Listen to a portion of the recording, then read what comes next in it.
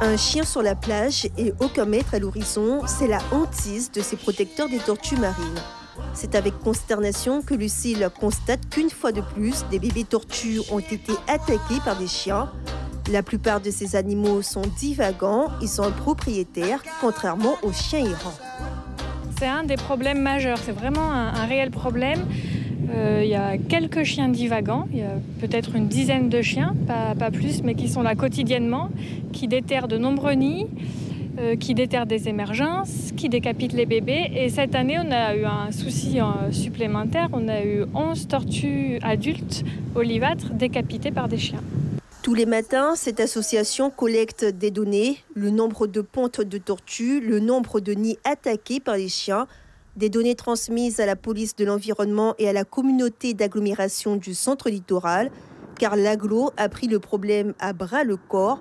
Dans son dernier communiqué, elle rappelle que les animaux doivent être tenus en laisse dans les lieux publics.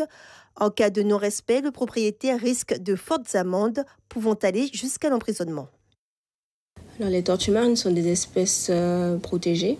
Dans ce cadre, la CACL intensifie le service de la fourrière pour la capture des chiens en divagation aux abords des plages, sur les plages. Car on a constaté des tortues qui ont pu être tuées, des nids détruits par les chiens.